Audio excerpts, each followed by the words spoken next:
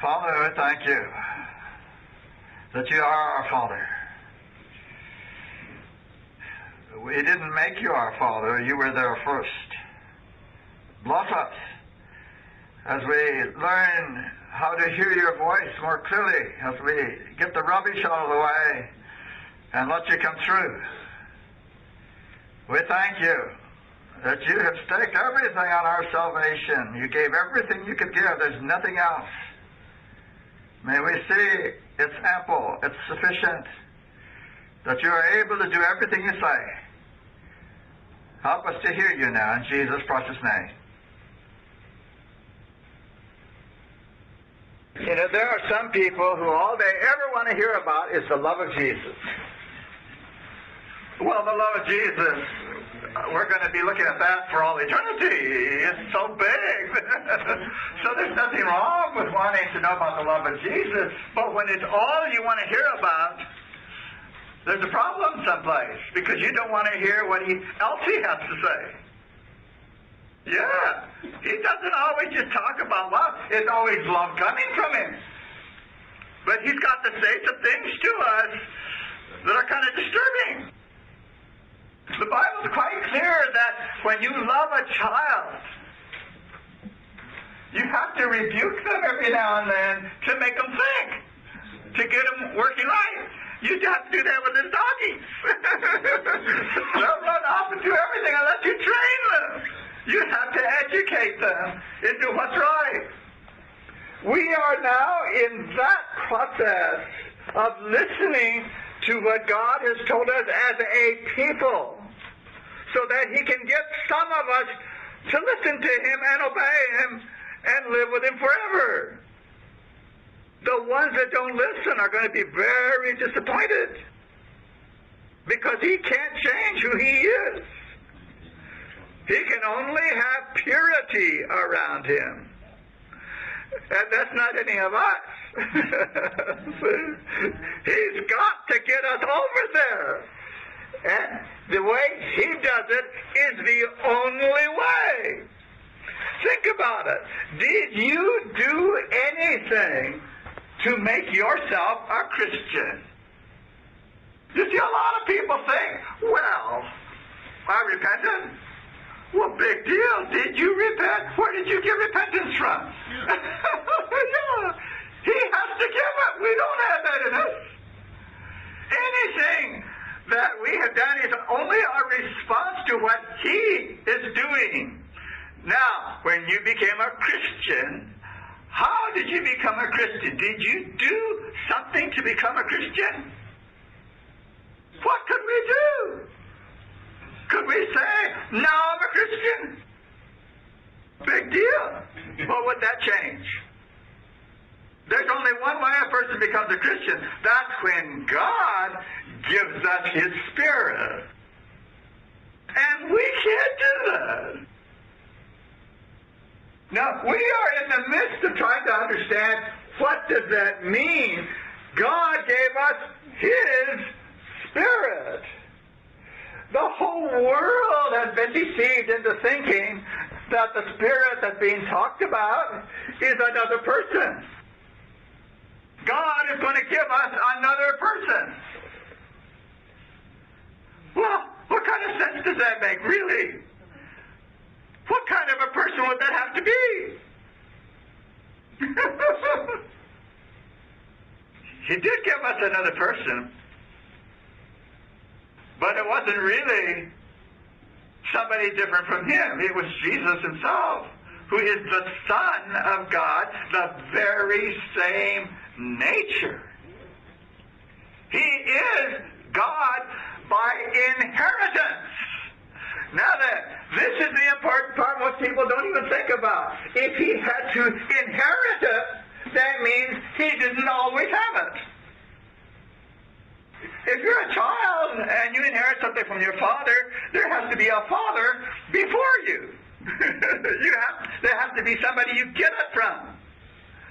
And that is a concept no theologian in the world has ever been able to come to. You can only get it from the Bible. I think I better stop right there. I'm going to start talking about why people don't know this. Now, Ellen White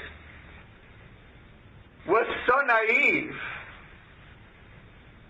that she just believed what God told her. He said, Jesus is my son. She said, wonderful. And that was the end of it. She never asked a single question about, what do you mean? Jesus is my son. Oh, beautiful. And that's where she was the rest of her life. But the people that don't trust God don't do that. The people who don't even know who God is can't do that. It's something only for Christians. And there have been Christians all through the ages who have tried to say this, and guess where it got them?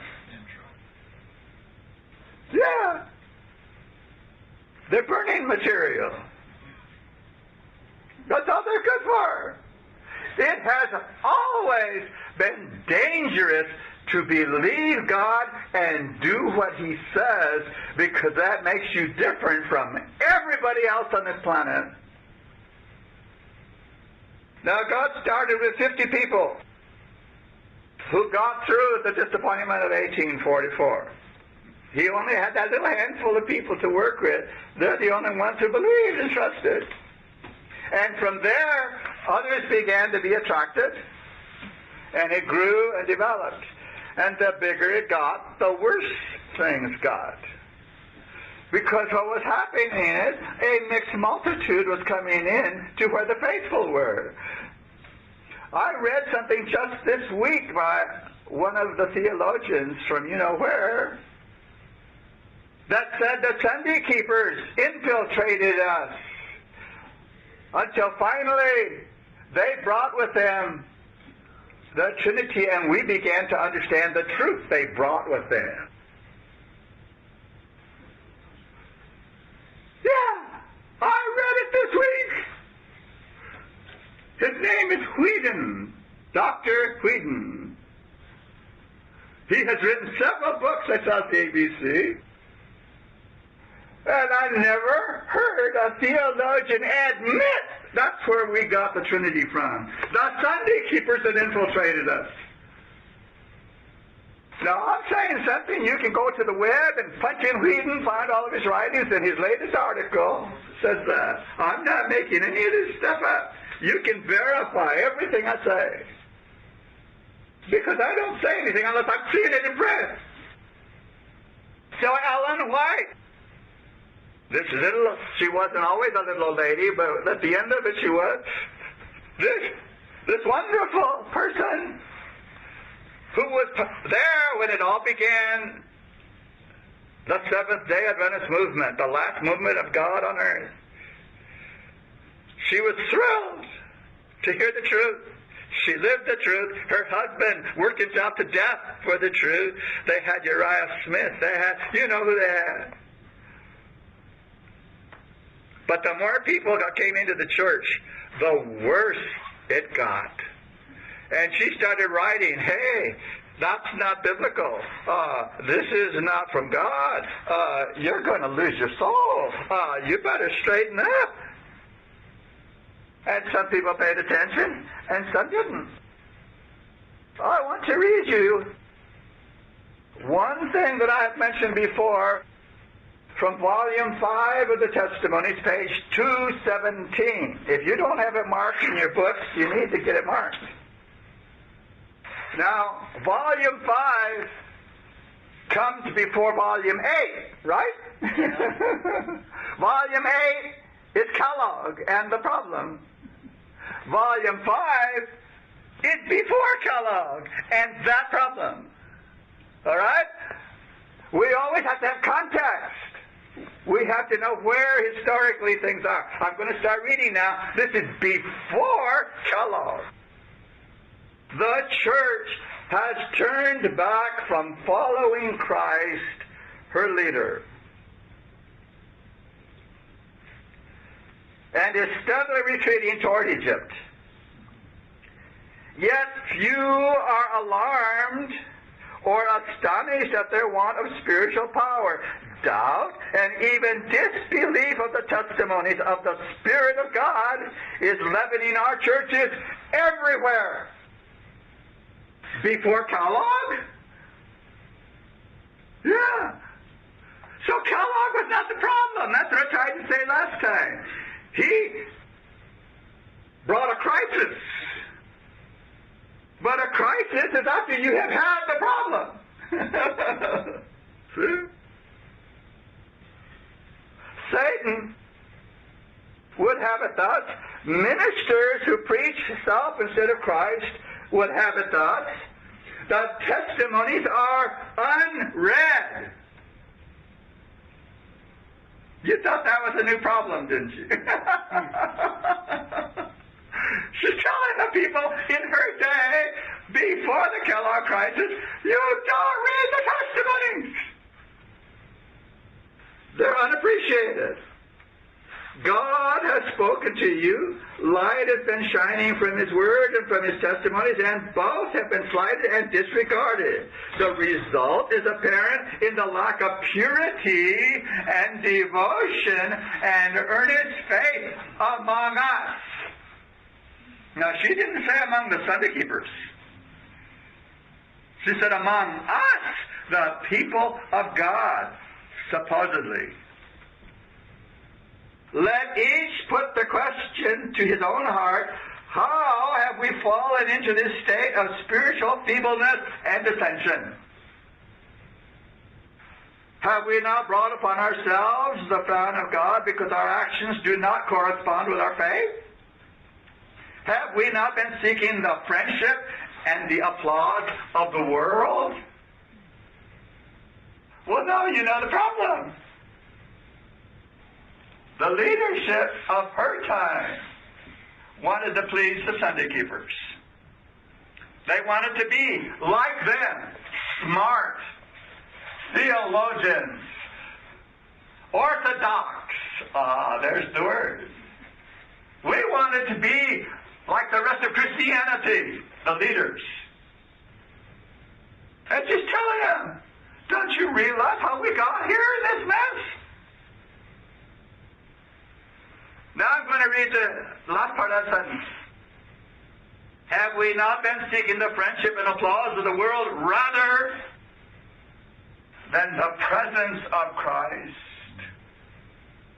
What did she just say? She did not say the presence of a third person, another God. She said the presence of Christ. That's who a Christian gets. Nobody else. Every time she talks, she's talking this way. No matter what book you read, what paragraph you read, this is what she's saying. Maybe that's enough on that. That's just one page of volume 5. You ought to read this book sometime. I said, here, you ought to read that book sometime. You might find something. What happened in 1914? We weren't there, I know, but what happened in 1914? The Great War! It was not called World War I. They didn't know there was going to be a second.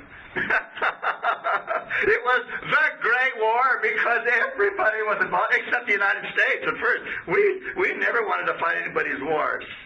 This country always said, you guys all kill each other off and we'll be over here.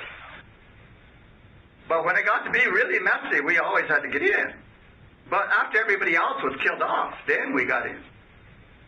That's an interesting little bit of history. Japan, Germany, Russia, Italy, Serbia, Herzegovina, Austria, France.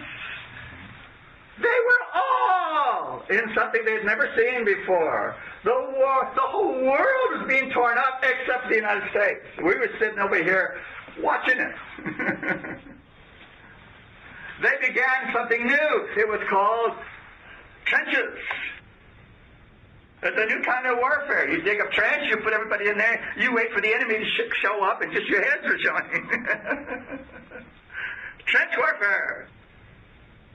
So the Germans developed tanks, and that kind of put a little kink in things. Airplanes started being used. But people were dying by the millions. There was blood everywhere except in the United States. What happened in 1915? A little old lady died. All that death on this planet. Satan was destroying the planet. He was destroying the cream of manhood. That's what wars do, take out the best men. The strong flower of your country, feed them to the weapons.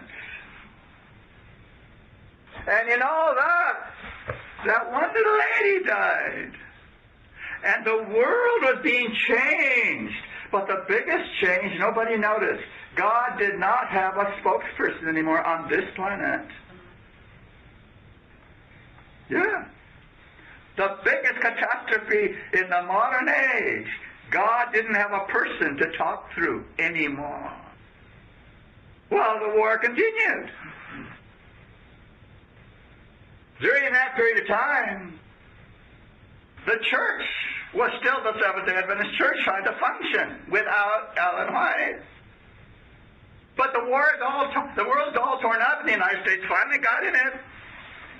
And people are still dying. And because of the war, there were germs and infection and all kinds of corruption all over the planet. People began to die by the diseases more than was being killed in the war.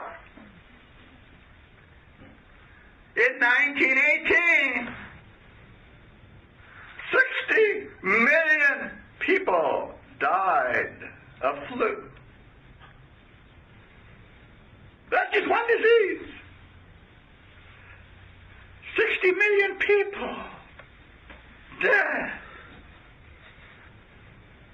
The General Conference had wanted to have a meeting. They wanted to bring some people together to discuss some very important things. But they couldn't do it because you couldn't travel in those days. But with the war over, and finally the Versailles, things calmed down enough that the meetings that they had scheduled and never were able to pull off, they could now have their meeting 1919. They scheduled it for July, but here's why we're talking about it. It was by invitation only meeting. You could not, no matter who you were in the Seventh-day Adventist Church, come to that meeting and listen to what they were doing. They shut you out. Yeah. They called 65 men to come to Washington. Daniels called 65 men. He was the president. To sit at that meeting to discuss some very interesting items. Who were these men that came that he invited? The presidents of the conferences, the theological professors of the schools,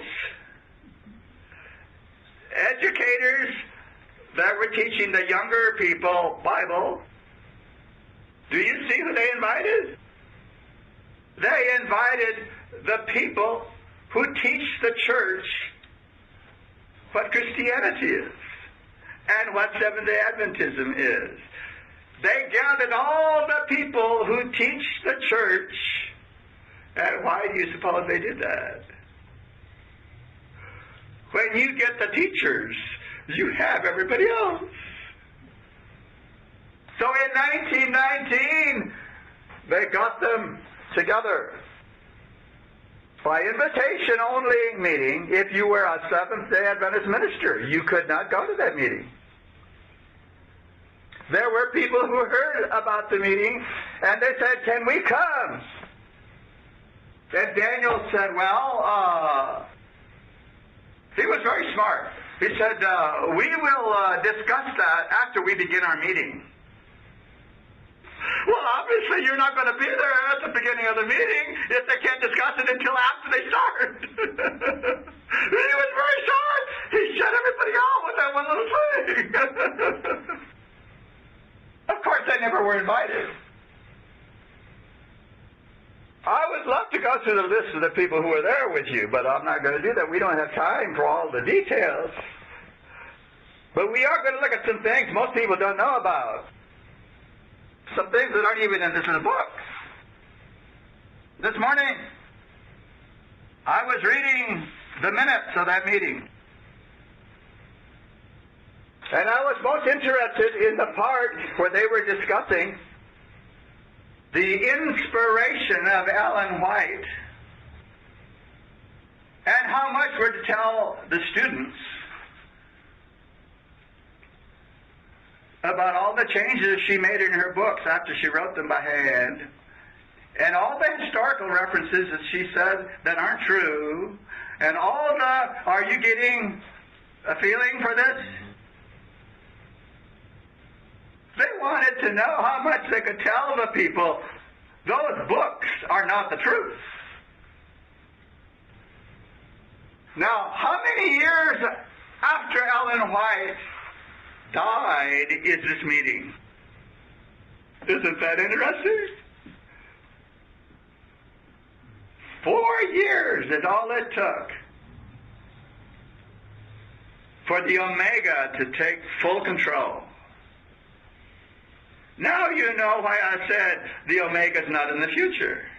It happened way back then, right after Ellen White died. And we have been in it ever since. This is a history our people don't know anything about. You know why?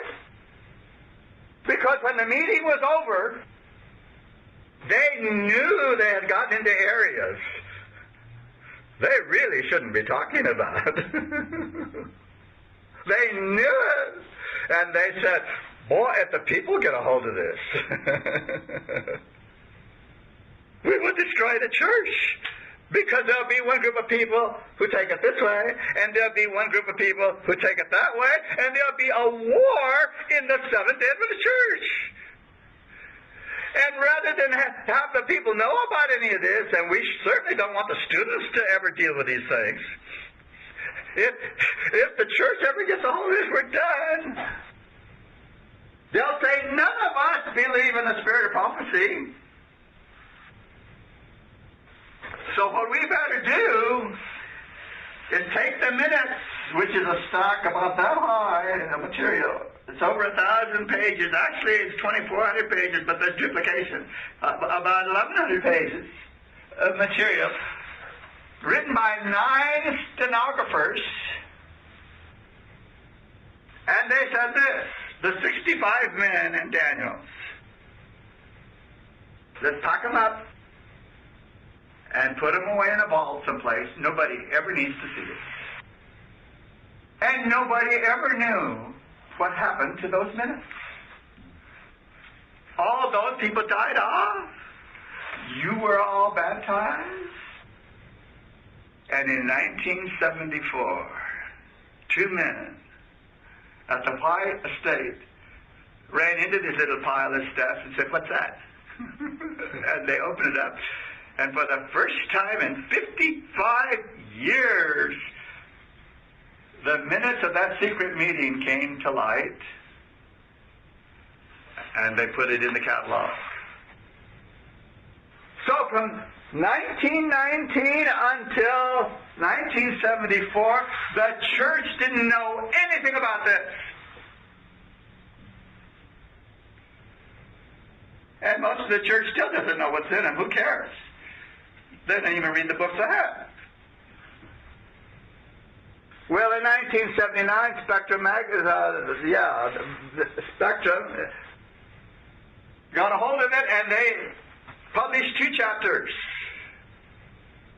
And people began to realize this church had a so-called Bible conference that nobody ever knew about, a big secret in which they discussed things that they were afraid, and they used that word in the minutes, afraid of what the people would say once they find out. And here we sit today. The Omega had begun, and it had continued to operate secretly by the same men that had that meeting. And I will continue as long as we can here to tell you, year by year, what they brought in that our people today don't know anything about. There are some very interesting things in that I was able to pick out. On July the 30th, they began to discuss Ellen White and how we should relate to her as teachers and what we can tell the people. See, because the teachers are the smart ones. They know they're just being quiet. They don't say what they know. They only say what they think the people can stand. They're the ones who decide. Daniels, of course, was the president. You remember that Ellen White, after he'd been the president for 10 years, said, "You shouldn't be the president anymore. You've been here too long." How long was he the president after she made that comment? Another 9 years! How much did he pay attention to her? But this is the big hero for the hour. He's going to straighten up the whole church by educating the educators on what they can say about Ellen White's inspiration. But he said a couple of things that I wondered about, because even back then, they still hadn't crossed several lines that we've crossed today. Here's one of the first.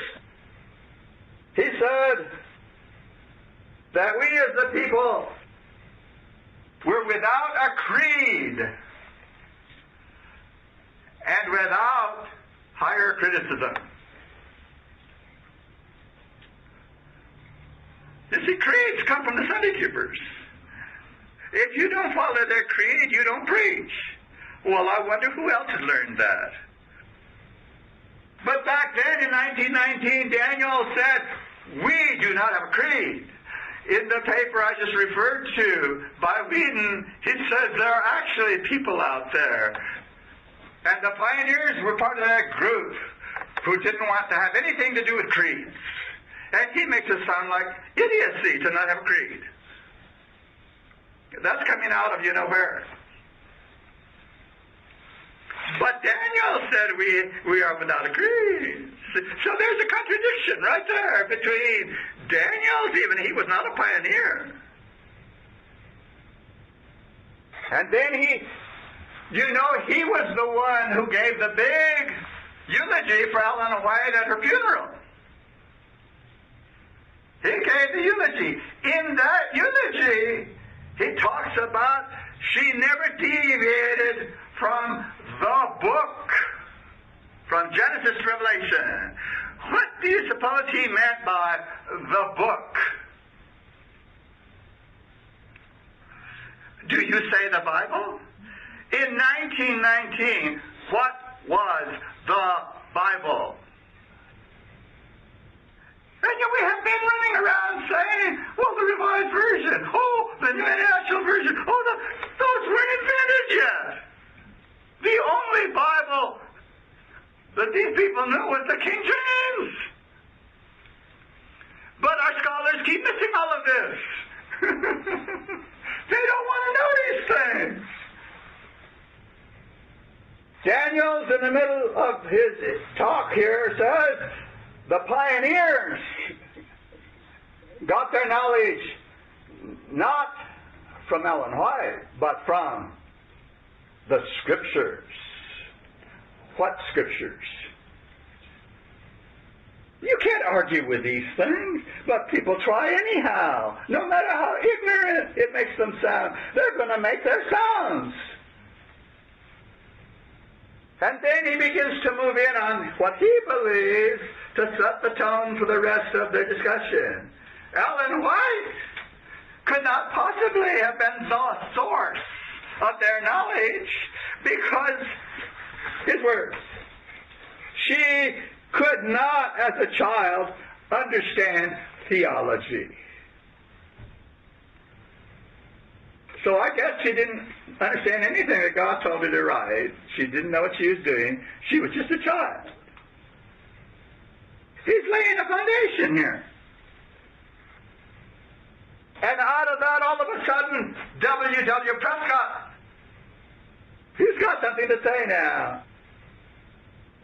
He raised the issue of the Authorized Version and the Revised Version.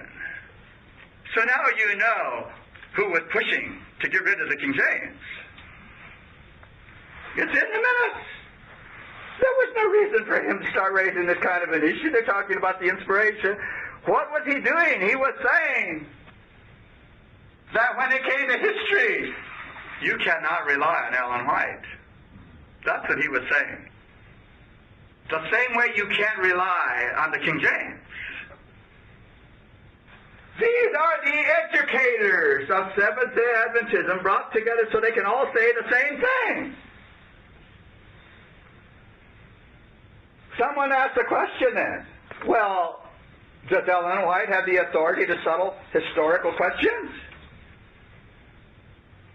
And they said, well, of course not. She was not a historian. And then they said, she herself said, I'm not writing the history as a historian. You need to investigate what historians say for the dates. Now, they take that to mean that she shouldn't be saying anything about history. That's not what she says. Well, somebody else, I didn't bring all of it. It would take us 3 weeks to go through these 2 chapters. You might look them up. They're on the web. So someone stood up and said, well, what about if after the people found the proper quotes, the proper history, she saw it and included it in the books and she endorsed the history, are those authoritative? And I think a few people choked at that time and said, uh-oh, this person makes sense. Let's quiet him down. Every time somebody raised a good point that needed to be addressed, they moved the conversation somewhere else. It's an interesting talk to. Thank you. And so Daniel said, well, you know, I have some experience with this with Sister White. I have asked her about historical things as well as theological things. And someone here has already raised the question of the daily. You see, Prescott was constantly raising his new view of the ministry of Jesus in heaven instead of the pagan daily. And here he comes again in front of these men. Now, this man, Prescott, was very powerful. We could take a whole meeting just on him as a person. He was a powerful man. He was educated at Dartmouth, where this thing just happened at the marathon. Dartmouth is in Massachusetts, right there. At Harvard. He was a Dartmouth man. And in those days, and even today, that's a big deal. Graduated from Dartmouth. That's how Prescott stood up. He's going to answer these questions. Daniels is the only one that's been answering so far, but Prescott stands up now. They're together in this. So Daniel says, I asked her about the comments in early writing about the daily. And she talked to him. She says, oh, the 2300 days is inviolable. We were all agreed no one can touch the 2300 days. That is who we are as the people, the 23. So he came back, he says, well, he says, I'm fairly clear on that. What I'm asking about is the daily. And here's what he said, she said, and it's in the minutes. Ellen White said, I do not know what that daily is, whether it is paganism or Christ's ministry. And then the next thing he says is, and then she would go off into the twilight zone. She was gone. He said, but then when we started talking about something else, she would come back. And when I mentioned the daily, bang, she's gone again. Now, what do you suppose he is doing to those 65 educators with this?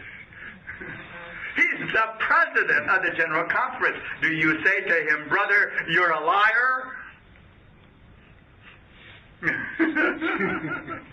You're misunderstanding something. You heard wrong. Nobody said a word. You didn't know about any of this, did you? Well, who else in this church knows anything about it? I'm reading you what's in the minutes. Before this meeting was over, Prescott, after Daniels had said, we have no creed, and we certainly don't have higher criticism. Here's what Prescott said. George Ellen Smith says the Revised Version in Numbers 24 says the eyes were closed. A prophet had closed eyes. We say a prophet always has open eyes. He quoted a higher critic. That's who this man is, George Allen Smith, a higher critic. Dennis just said, we don't have higher criticism in our midst. In the very same hour, they're admitting they do. Another teacher stood up and said, of course, we want to know what to tell the students. We know that Ellen White, everything she wrote was not inspired. She wrote letters, she wrote personal things, she wrote, and we know they were not inspired. What do we tell the students? And then Worth stood up. And he said, I know there are times when it is necessary to eat meat. Now, he knew what he was saying. He knew what it says in the Spirit prophecy. But what he said here was, she did not mean everybody all the time. Well, that is a true statement. That's a true idea. But the general principle is our people are to stop eating meat. You cannot read the Spirit prophecy without coming to that conclusion. That's what God means for us to live like we're going to live in heaven without killing chickens to chew on them. He's not going to let you do that in heaven. Okay? That's the general principle. And this man stands up and says, I know that it's okay. Sometimes it's necessary to eat meat. Well, his sometimes is all the time. And all this stuff is going by 4 years after Ellen White is gone. And Daniel stood up. I didn't record this. He stood up and he says, I went up into the far reaches of the north. Snow, cold, no sun, no vegetables, no fruits. He said, and I learned that if you're going to stay alive, you have to eat whatever's there. He said we had a missionary there who refused to eat flesh foods. And he looked like the snow. He was like a chalkboard. He was dying. And I told him, what are you doing to yourself? And the man said, I'm following the counsel. And Daniel told him, you're an idiot. Stay alive. Eat whatever you can eat. He said, that's what I do. I travel all around the world, and I eat whatever's there. The president of the General Conference gave him his counsel. Eat whatever you can get your hands on. Well, if you're going to die, surely that's good counsel, yes. It's better to eat something strange than to die. But here's the question that I asked Carson Johnson many years ago, because he was from the far north, Norway. He lived there, and he became a Seventh-day Adventist. And they have a hard time there because the sun stays up for 6 months, and then it stays down for 6 months. When do you start the Sabbath? He had problems to deal with. As a philosopher, as a true Christian, as a Seventh-day Adventist. And so I asked him about this thing up in the north. I said, what does Seventh-day Adventists do up there? You can't live like a real Seventh-day Adventist up there, can you? And he looked at me, and he thought about it. He was just a little fellow, sharp as they cut. Smartest man I think I've ever met on this planet. And he looked at me, and very sheepishly he said, I don't think God meant for Seventh-day Adventists to live there.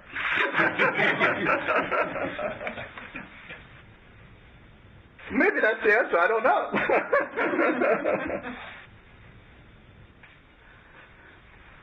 I have a note here somebody threw at me. It says, when did Ellen White tell the church they should not have a president of the General Conference?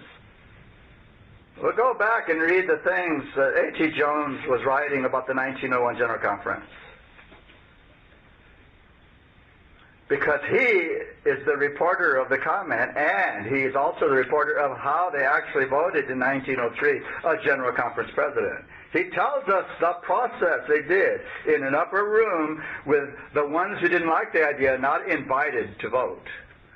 Not invited? You see, they've been doing this a long time. And then Daniel said this, and I keep wondering, why in the world did they keep doing this in front of all these teachers who talk to students? That's their life, to train people, to train ministers. Here's his next comment. When James White was breaking down in Texas, she brought venison for him to eat every day.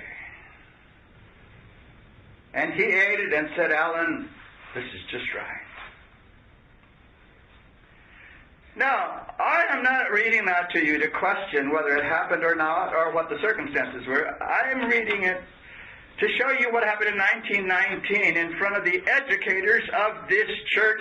The head man is telling them things that I have to wonder, why in the world is he saying this to them? What does he plan to do with it? Now, I don't know the whys or wherefores of when James White was dying and what the Lord showed her was necessary. I don't know those things. I have to leave that one alone. I have to assume that he said this truthfully. I'm not worried about him speaking what he thought was the truth. What I'm trying to raise here is the question in 1919, how were they educating the educators of this church to go out and promote Seventh-day Adventism? That's the question. That was all in one day, at one meeting. The subject was the inspiration of Ellen White. What did they talk about the whole time? It wasn't about her inspiration. They were talking about all the things she did that were not what she wrote, according to them. Continuing, on the very next day, August 1st, well, they must have taken it one day, August 1st, they're not done with this yet. One man stood up and said, shall we tell our students that Ellen White is not the final authority on history in her books? Shall we tell them that? These are the highest educators in the denomination. This is their question. Shall we tell them she's the final authority?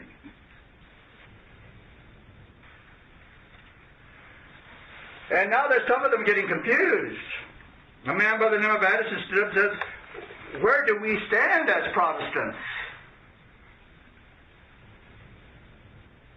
Are we Protestants?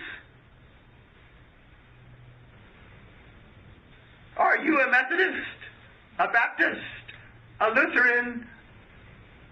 We're not one of those. We do not belong to the Protestant world. Did you know that? These men all consider themselves Protestants. Taylor asked the question, well,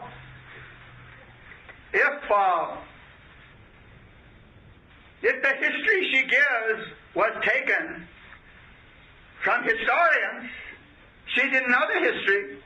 If she got it from the historians, and it's in the books, and then we come along to see if what she says is true history, where do we find out? Are we to say that the historians out there are the final authority? And what Ellen White, we have to judge her according to them? He raises the question. And now they're going to have to think it through and deal with it, because what Daniel and Prescott are trying to do isn't going down the way they thought it would. There are some men who can still think. They're the old school. That's what they used to call them. Oh, those are the old-timers. They still believe in the pioneers. They weren't all dead yet, the people who knew about the real church. And so Kern stood up. By the way, I know these names may not mean a lot to you, but these are the same individuals that did the job on the King James Version. Yeah. These are the same individuals who said the King James is no good. Here's what Kern said. He stood up and said, if Ellen White had understood Greek, she wouldn't have said that.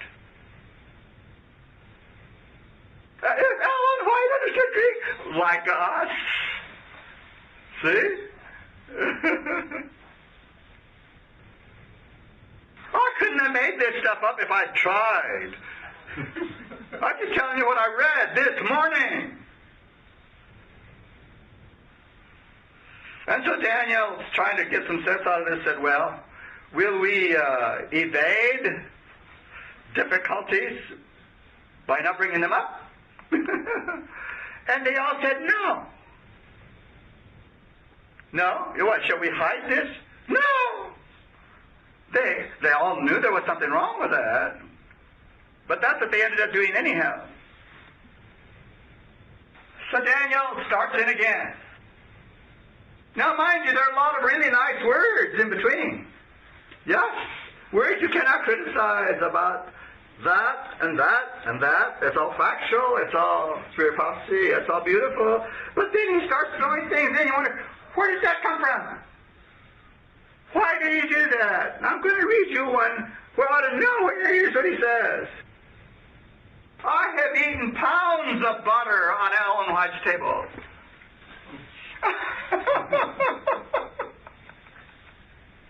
She says in the book, study butter, and he says, I have eaten pounds of butter at her table. And then he says, and dozens of eggs at her table.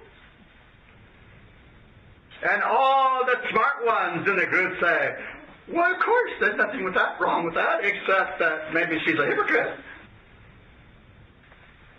So he proceeds to tell the people the real principles here. There's nothing wrong with eggs, there's nothing wrong with butter. But she wrote certain people that for them it was dangerous, and we put them in her books, and that's what everybody reads. So the testimonies are not for the church, they're for that person she wrote. Interesting idea, isn't it?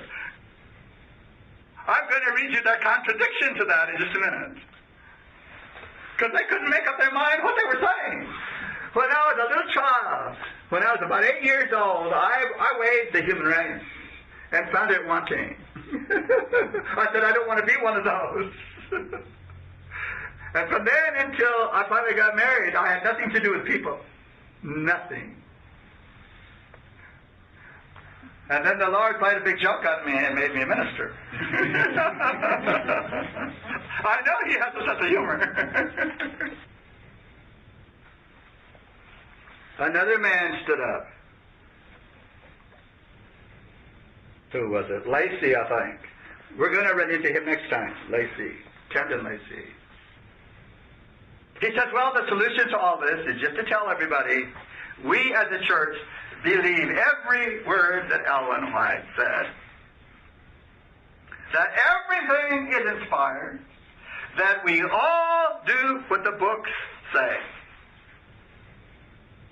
And he went on with what his solution was for the church. The dummies. He said, I would not eat butter or salt or eggs, but I do not believe it. Yeah.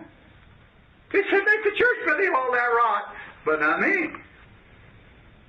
That's in the minutes. And finally they get around to the inspiration of Ellen White. And Daniels, who is presiding over this whole thing, says, I was in Australia when they were putting that book together. And our people don't know how I was put together. He says, They would collect things. Marion Davis, they would collect things.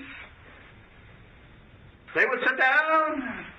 Her helpers would start putting things together. She would look at it. She would weigh it. She said, yes, this is good. We can make this chapter, that chapter.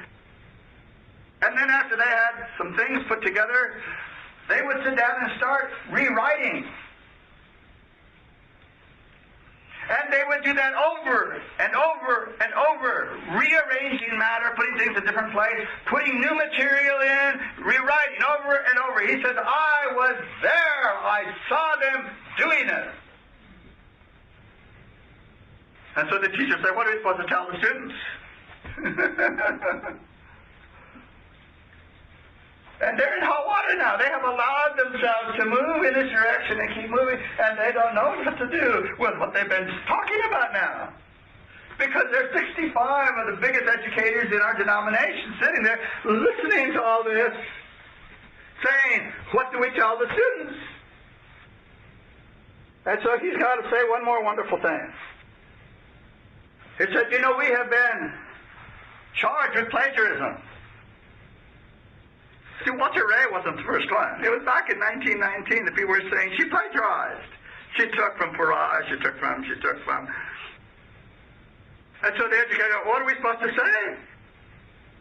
Well, it wasn't her fault, you know. Because she told the people to collect quotes, and they collected quotes. And so he said, the real problem was she did not understand why the quotes were necessary. Yeah. Here's the way he said it. This is his quote of Ellen White. Why I didn't know about quotations and credits. She didn't know about that stuff. So later on she told him to go back and get the quotes. Well, she herself put that in the book Great Controversy, but not the way they're saying it. It's a totally different thing the way they're saying it. Robinson, Chrysler, and Prescott furnished the quotations for the 1911 edition of Great Controversy. That's in the minutes. Prescott said he did not want to put the changes in there, but he was pressed upon to do it. And then he left the cat out of the bag that most of our people know nothing about. That when they finally put the changes in, it was only after he and Willie White had worked it over. So Willie White gets in on this, and I knew he was there the whole time. I just didn't have documentation yet. He and Willie White began working the things over because these books that they're redoing, revising, are for the public. And she told them, the books we present to the public need to be carefully looked at so we don't disturb all these people with things that we as a people know. And that was a good principle. Let's get the books out that people can read without getting into stuff they don't know about yet. But they took it to mean they could rework the books and then not tell our people they did it. Now then, somebody raised a question at this point and said, well, what about the testimonies? Were the testimonies put together that way? With committees, with helpers, with other people? And Daniel stood up and he said, no, the testimonies were different. Those are all her writing. Because those are for our people. Did you hear the contradiction? Before they said the testimonies were just for the person they were written to. Now they're saying it's for our people. You have to catch those things. It's totally inconsistent. So now, according to them, we have two categories of books, and you can see the logic of it. The ones that Ellen White wrote, and the ones that she had committees putting together for her with her help. The conflict series was done by a lot of people, and I knew that a long time ago. And I have researched to see just exactly who, and I have the names of the people who were there changing things and helping her out. And I do look at the conflict series in a different way than the testimonies, because I know God told her specifically principles to tell people that are true for everybody. With an exception here or there. For example, when she says eggs are harmful to you, she's writing to a person who had real animalistic problems. And she's telling me, if you eat those, you will never be able to overcome. Now, she did not say that to the whole church, but at the same time, it is still true. They contain properties that are not helpful to people who have particular flesh problems, which is the vast majority of this church. I don't want to run off into other areas right now. I'm trying to read the minutes. Now I'm going to look at a little bit of what's in the book I handed you. So you can check it out and be sure that the documentation is actually there. Oh, I should have had this ready. Lots of pages here. So far, I'll have to talk as I'm doing this. We have seen that when John Harvey Kellogg stood up, after all these things that have been transpiring while Ellen White was alive, when he stood up, he thought he was saying the same thing Ellen White was saying, because he heard her talking about the Father, the Son, and the Spirit throughout. But he wasn't quite sure what that meant. He went into pantheism, trying to figure it out. That is nothing more than spiritualism. But what finally pushed him over the edge, you remember, he had a visitor. His wife belonged to what church? Come on, I said it here. She was a Seventh-day Baptist. And her Seventh-day Baptist minister came to visit with her, and he spent a lot of time with John Harvey Kellogg. That's where John Harvey Kellogg put it together, his pantheism, and he became a Trinitarian.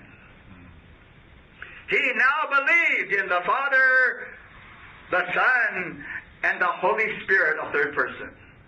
He's the first person in the Adventist Church to start writing that way.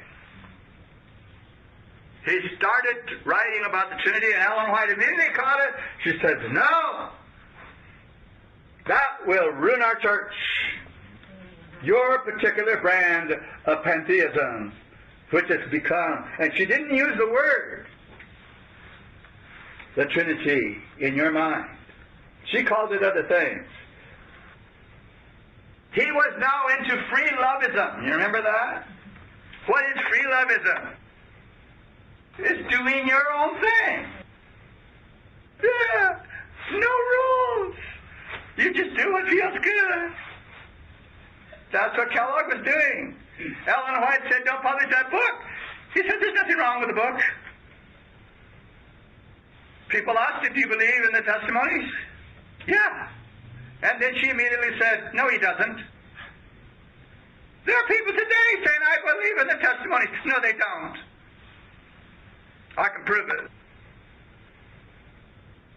Daniels and Prescott wanted to change the church. Thank you. Yeah, they wanted to change the church. They wanted to make it more intelligent. You see, the world thought of us as bumpkins. We were those ignorant people out there who hadn't caught up to the rest of Christianity yet. And our leaders began to believe it. We don't want to seem coarse and unintellectual and stupid and non-theologians. We've got to make them understand. We know what they know, and we believe the same as they believe. Well, you never heard Ellen White talk like that, or any of the pioneers. None of them. Are we to conclude that what is contained in the conflict series can be trusted? That's exactly the question they were raising. And they wanted to know, how do you educate the students to understand that Ellen White is not authority in history, theology, or... Yeah, that's what they came to. And there were a couple of men there who understood that's what they were doing. One by the name of Bowman. He very bravely stood up and said, I believe in the Spirit of God guiding Ellen White in those testimonies and those books. He said, then I'm not going to do anything to those students to change the way they look at those books. And Daniel, of course, said, well, of course not. We don't want people to... We have to have the Spirit of prophecy. If we don't have the Spirit of prophecy, we're not church anymore. But he doesn't believe it the way it was written. And he said that when we leave this meeting, we can't have people wander around saying, Elder Daniels does not believe in the Spirit of prophecy. We can't have people saying, Prescott does not believe in the Spirit of prophecy. We can't have people saying, Lacey doesn't believe. We can't have it said that 65 of our ministers got together and didn't know what the Spirit of prophecy was. So what are we going to do? Pack it up and hide it. And that's what they did. Pack it up and hide it. But it's too late now. Not only is it out in the open, it's on the web.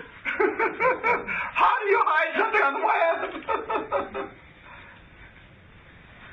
Anybody who's got a brain and wants to know and has a computer can look this up. And they're going to have to pretend the world is square if they don't want to believe this stuff.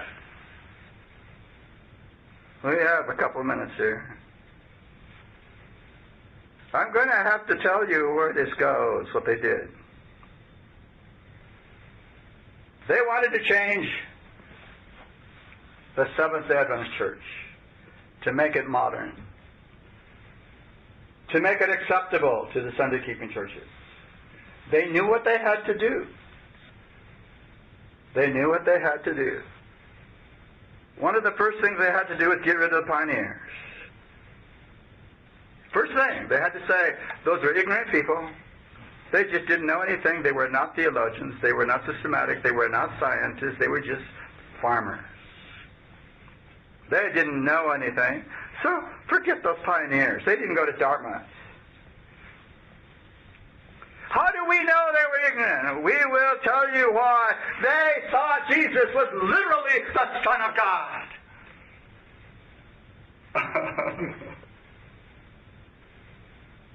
Those ignorant people, don't they know that's just a metaphor? And Lacey stood up and said, well, of course, that those church fathers said just means the Father loved Jesus, like I said. 1919, they were already there. They're already talking like Trinitarians, and they're blaming the pioneers for making us look bad in the world. So do you know the people think of us as a cult? Yeah, we know that. It's their fault. It's their fault. Jesus is God. Essentially, He's the Father. What? How could Jesus be the Son and also be the Father? To them, it was no problem. To any intelligent, sane person, it's a problem. The same person cannot be the Son and the Father at the same time. But to a Trinitarian, it's not a problem. They can say the most absurd things, and to them, and you know what they say when you try to make them sound intelligent?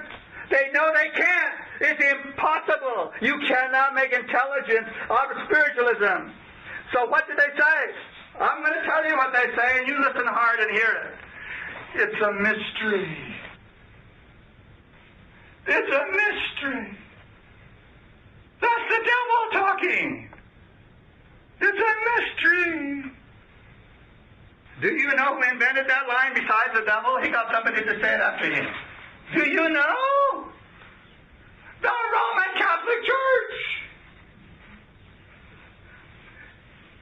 It is a mystery. That's part of their doctrine. And the Catholic Church falls apart if you take the Trinity away from them. You take away all their ghosts. You take away all the dead people you pray to. You take away the Mass. You take away... It is the central doctrine of the Roman Catholic Church, the Trinity. Go study some of these things out. I'm not concerned anymore about your finding things to study because I've seen what the web has now. It's just full of stuff. Historical things that are true. Now, you have to be careful about the interpretations that people make, yes. But the history, by and large, is correct. Before Wilcox, F.M. Wilcox, went to this meeting, he went to another one. That meeting was an interdenominational conference.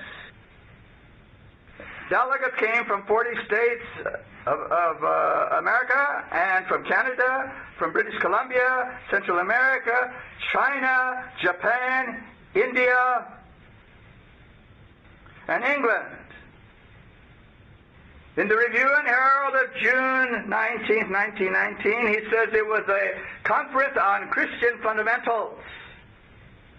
Christian. He did not say Babylonian. He said this is what they were after. The promoters of the conference are convinced that from this gathering there should go forth to Christians everywhere a ringing call to a united testimony. That's bringing everybody who calls themselves a Christian together so they all say the same thing in the whole world. Catholics, Mormons, Baptists, Seventh-day Adventists. Make us all one big family, happy family. All saying the same thing. We may speak with one voice.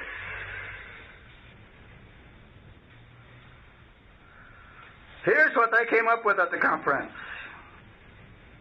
Under the subheading doctrinal statement, here's what they said. The second one. We believe in one God, externally existing, eternally existing in three persons, Father, Son, and Holy Spirit. A Seventh-day Adventist who became one of the leaders at that 1919 conference was sitting there and he was saying, Amen. I know it's difficult to remember all the material we go through. I mean, we go through so much stuff here. And it's so comprehensive you can't keep track of all of it. But when we first introduced this subject, we said the people who have created the problems in our church, all of the problems, as a matter of fact, have been from one category of the church. It did not come from the people sitting in the pews. They never create the theological problems. I mean, you see the sense of it. I mean, if Ed came and told us some wild theory, would that upset the whole church? It might upset the people sitting next to him, but not the whole church. Would it change the church? Of course not. Ed's entitled to his opinion. But when the General Conference President stands up and he says, this is what we believe, that's a whole different thing.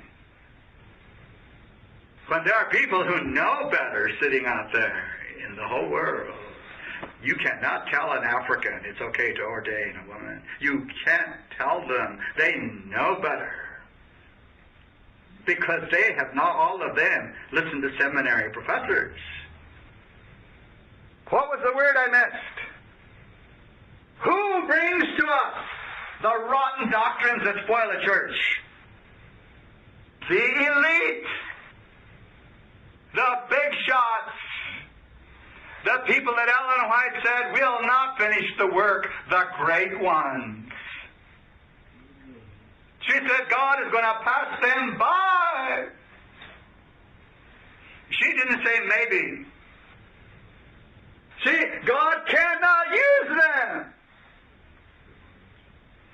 This is going to be a grass movement thing. The people who love God and talk to Him and He talks to them, they're going to do what He says, no matter what any leader says. The elite. Who are the elite? They all make big money. That's who the elite are.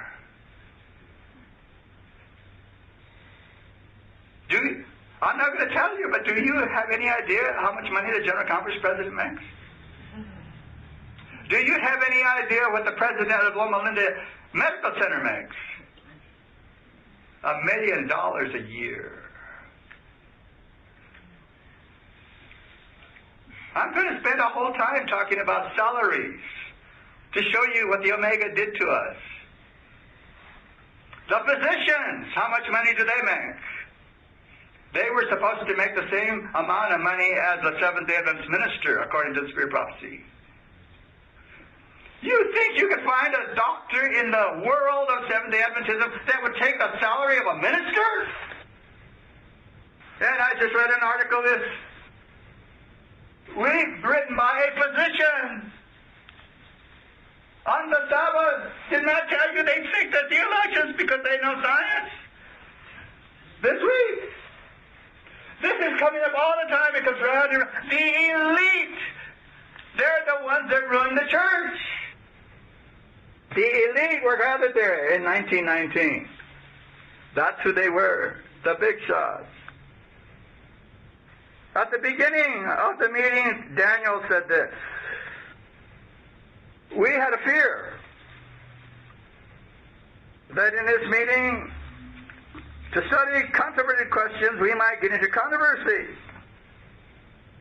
that would not be helpful to any of us nor of our people. And we hesitated. They even wondered if they should have the meeting. And there was good reason. God was trying to tell them, don't do it. Don't do it. And they said, we had a fear that if we did, there would be a controversy. Well, of course there's going to be a controversy. They're trying to change the church. Well, I'm not going to tell you when he finished there. That some of this might be in that little book. We felt that a body of men of this experience and carrying these responsibilities would exercise care and good judgment and would press together and be careful of the reports they sent out, and would so deport themselves that unseemly discussion and differences would not come in. In other words, we don't want anybody who disagrees with us opening their mouth.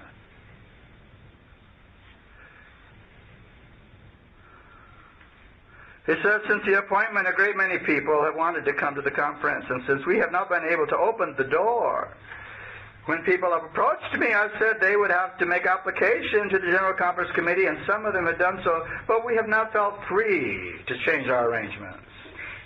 In other words, nobody else got an invitation. This is the language in this report. Another thing is that a good many people feel very much afraid of what we're going to do. They wonder if we're going to fix up a creed. He knew the Seventh-day Adventist people did not want a creed. Seventh-day Adventists don't have one. They never have, and he admits it. He said, there are people afraid that what we're going to do here in secret is we're going to fix one up. In that article by Whedon, he says, the creedal people, the pioneers, the creedal people, he said, they're afraid of creeds. It's terrible what we're sending out today in the name of Seventh-day Adventism. He obviously has not read Great Controversy. Whale and White quotes Charles Beecher. Have you read it? Charles Beecher says the reason the Christian world is so weak and we are no longer presenting Jesus Christ is you have to believe in two books or you can't preach. That's what he said, and Ellen White says, this is the problem. Listen to Beecher. He says those two books are the Bible and a creed. If you don't agree with a creed, you can't be a minister. Great Controversy. I suppose that's one of the things they didn't like about the book. I don't know. At that time, they understood the people didn't like it. He says they were very much afraid. What were they afraid of? Let me get back to it here. They are much disturbed about it. He means the people in the church. They're much disturbed about it. So let's not invite any of them to understand what we're doing here. Let's not let any ministers over here. Let's not let anybody except the presidents of universities and conferences and those high teachers we can trust. Well, I have to finish. Our time is up. He knew that people didn't like a secret meeting. It had never happened in Seventh-day Adventism before. There had never been a secret meeting. And Daniels knew. The church people who know about this are really upset. Here's the way he said it. The secrecy alarms them. Do you know today the scholars say it was not a secret meeting? Daniel thought it was. The secrecy alarms them. We have never had anything like this before. They are very fearful. Some almost felt we had abandoned the plan and stopped because of this difficulty. Well, they should have.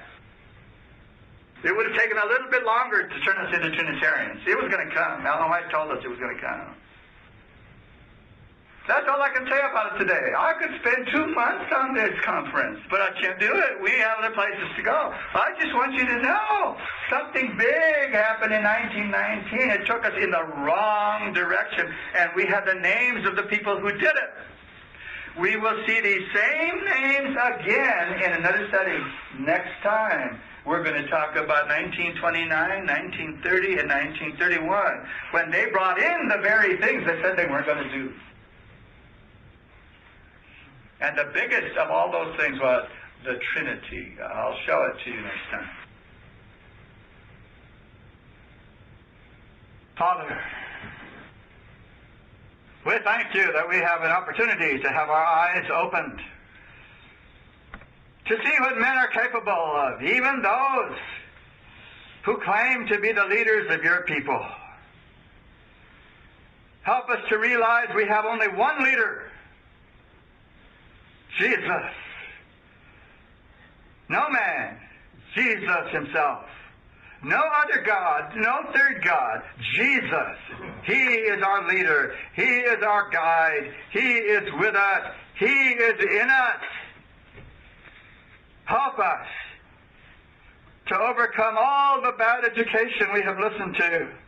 Help us to overcome our own biases. Help us to overcome our ignorance, that we may know the truth. Jesus said the truth shall make you free. We want to be free. We want to know we believe what you believe. We thank you in Jesus' holy name. Amen.